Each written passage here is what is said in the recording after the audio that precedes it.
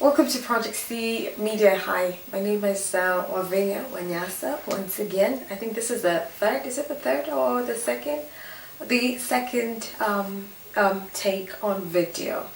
So yes, I am addressing a certain agenda that is currently in Kenya. It's actually all over Africa. To be in particular, I was given an invite for one right here in Kenya. And I remember the invite was really something that was properly blanketed to ensure that I did not get an idea of what it really was. So it was a Kenya human rights, actually journalist, and we're talking about that as a journalist. I just want to read that in part, the invite. That's my number.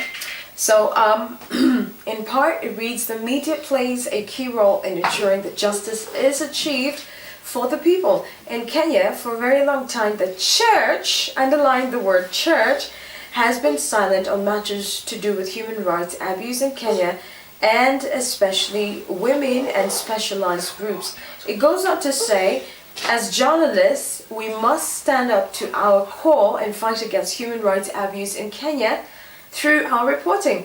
And then it goes on to say, we have picked 12 radio journalists, of whom I was the first, to pilot the reporting on human rights abuse in Kenya. Again, underline human rights abuse in Kenya. Now, the role of these journalists will be to work with faith leaders, church leaders, and community leaders to fight human rights abuse in Kenya. The team below will, for the next 9 months, be championing this great movement.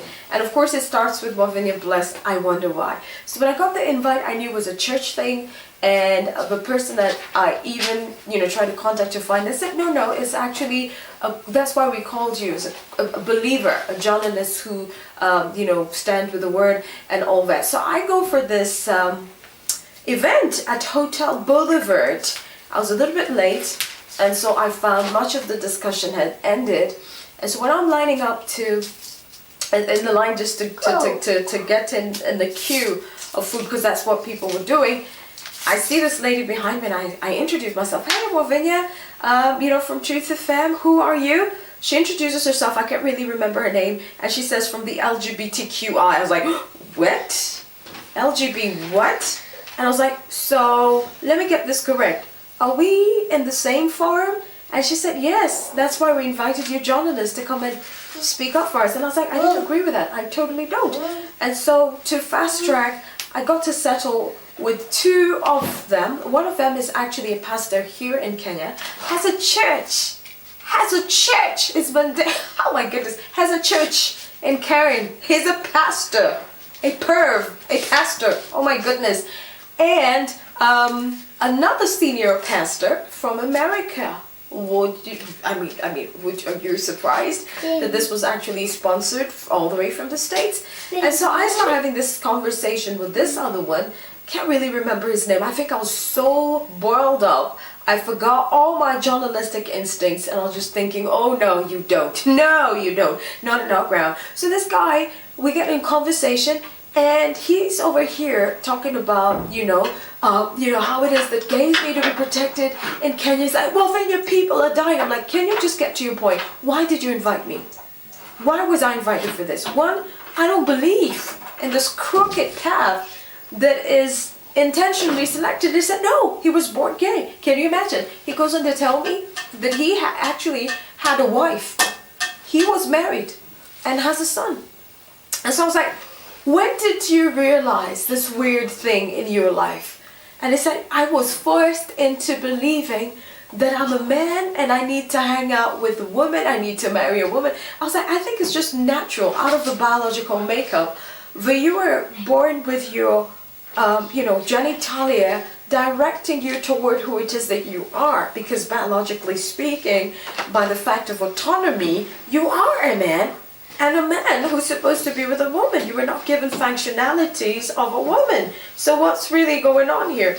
And he goes on to say, that's just the culture in Kenya. It is not accepting of the gays. And I said, it's not just the culture of Kenya. It's just sick. It's absurd. Any human being, atheist, believer, non-believer, can see it. Even animals know there's a problem with a man going out with a man.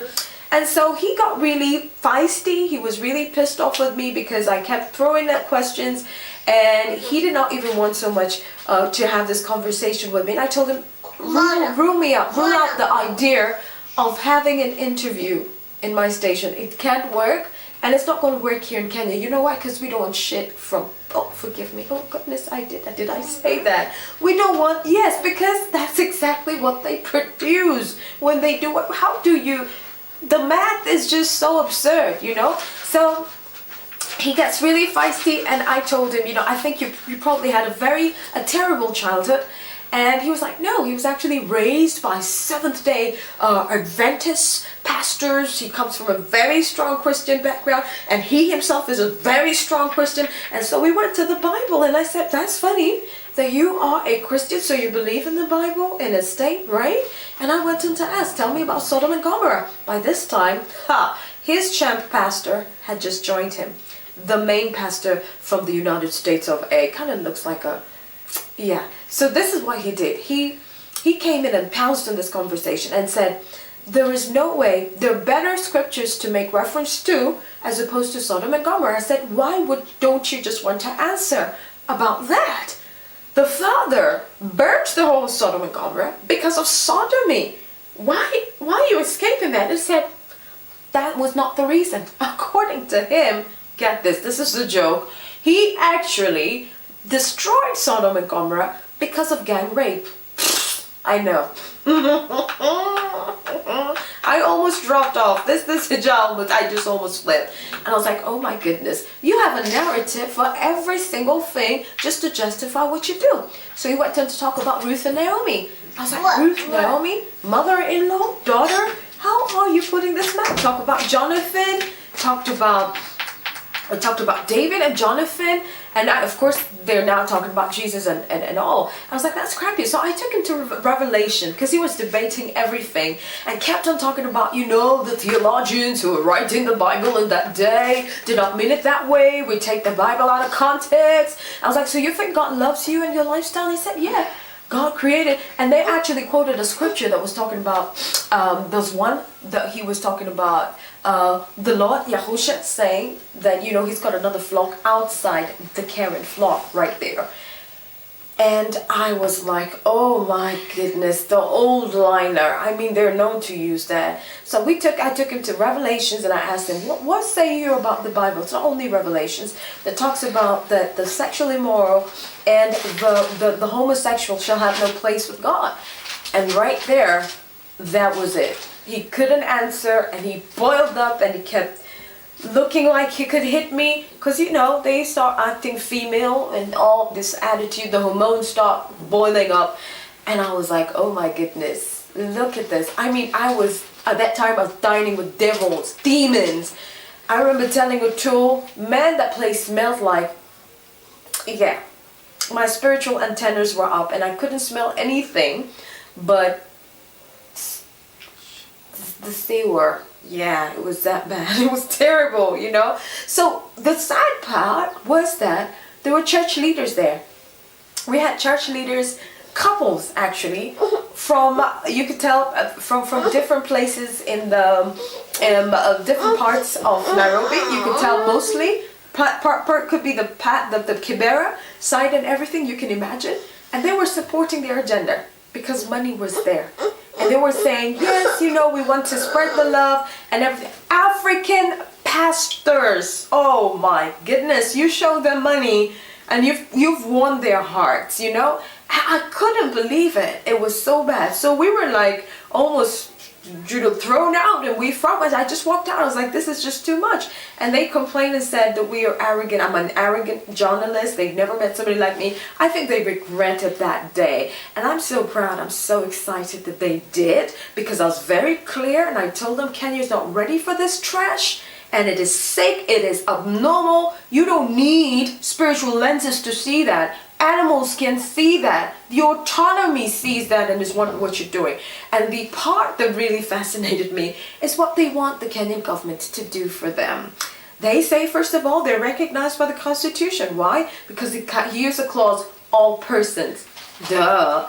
And then he goes on to say, because it actually covers them, They should be protected. They have schemy ways of coming through. So I asked, protected from what? Exactly. If your ways are normal, what exactly do you want us to protect? He said he wouldn't want to have the police storm in on them while they're having that kind of behind banging kind of thing. It just sounds so icky and so wrong. And let me quote his words. He said, while I'm having whatever with my husband, I wouldn't want a man. Can you hear? What world are we living in? So Kenya is at a place where we are under attack. We are under attack and people are asleep. And sadly, the pulpit is being used to push this profanity. Pastors are being used. Pastors are not reading the Bible anymore. They have switched mode and are now worshiping the mammon spirit of money, because that's what I saw. It was a pathetic sight.